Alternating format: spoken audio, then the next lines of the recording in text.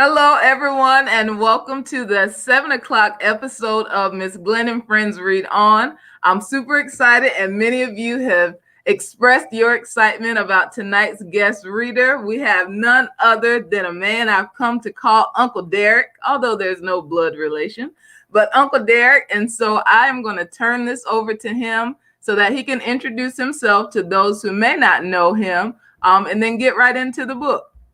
So, all you. Hello, everybody, and welcome to the home of Dr. Derrick James and Karen James and Lillian James and Clifton and CJ James. Well, I'm the principal of Ellery Elementary School, and I have a love for students and I have a love for reading. So, how many of you have heard the story of the Three Little Pigs? Well, I have read The Three Little Pigs many times, but tonight I want to read the true story of the Three Little Pigs. All right. The true story of the Three Little Pigs by a wolf. Okay, listen carefully as I read the story aloud. Everybody knows the story of the Three Little Pigs, or at least they think they do.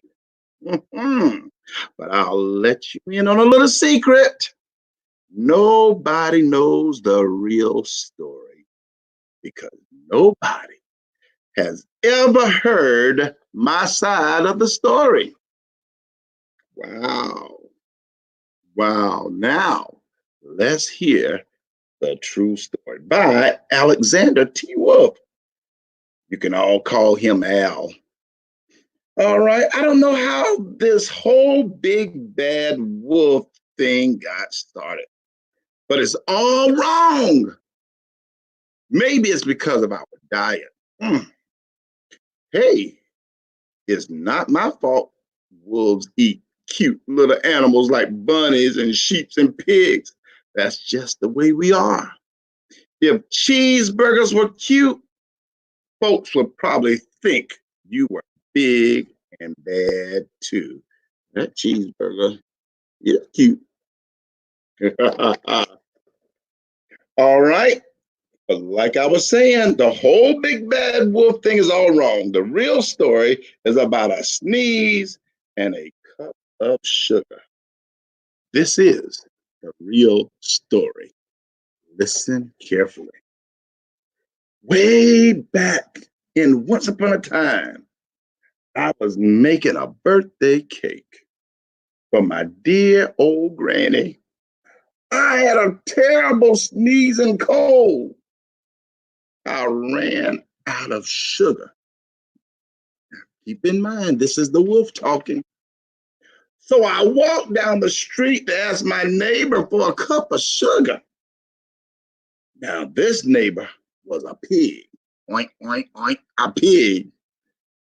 And he wasn't right either.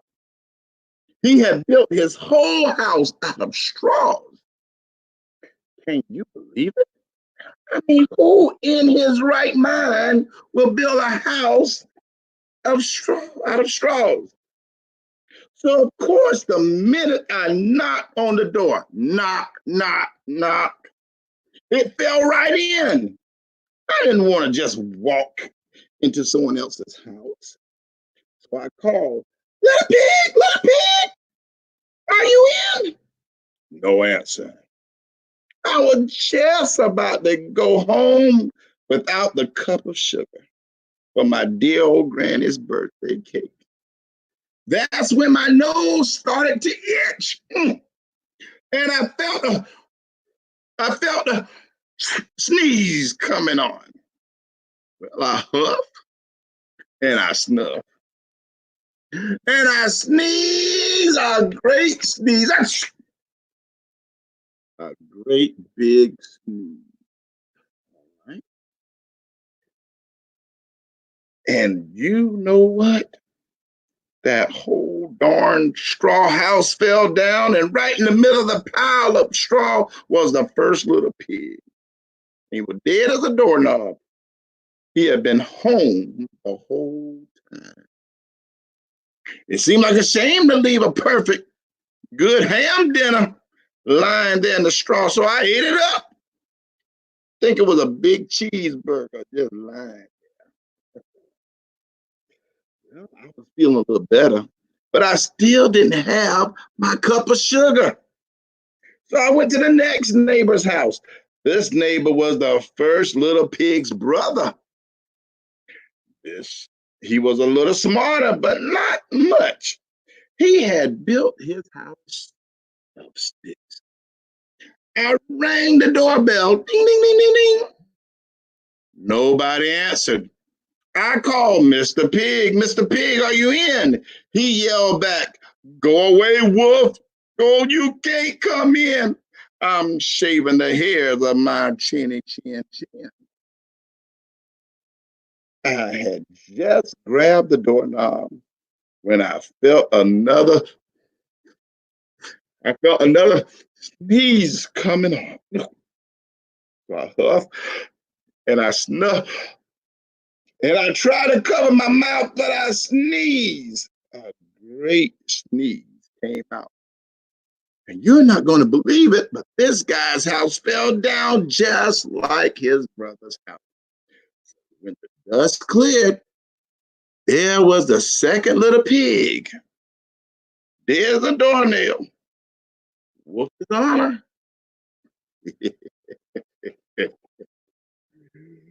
Now you know who to spoil if you leave it out in the open. I did the only thing there was to do. I had dinner again. Think of it as a second helping.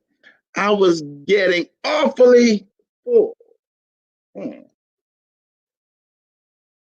But my cold was feeling a little better, and I still didn't have that cup of sugar for my dear old granny's birthday cake. So I went to the next house. This guy was the first and second little pig's brother. He must have been the brain of the family. Why do you think so? Because he didn't build his house out of straw. He didn't build his house out of sticks, but instead he built his house out of bricks and knocked on the brick house. Knock, knock, knock. No answer. I called Mr. Pig, Mr. Pig, are you in? And do you know what that rude little porky answered? He said, get out of here, wolf. Don't bother me again. Isn't that rude? Talk about being impolite.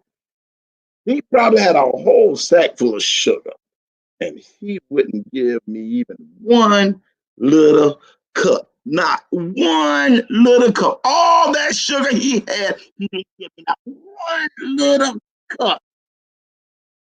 Mm. Well, he wouldn't give me not one little cup for my dear sweet granny's birthday cake. What a pig. That's what I said. What a pig. I was just about to go home and maybe make a nice birthday card instead of a cake when I felt my cold. I felt my cold coming back on. So I huff and I snuff and I sneeze once again.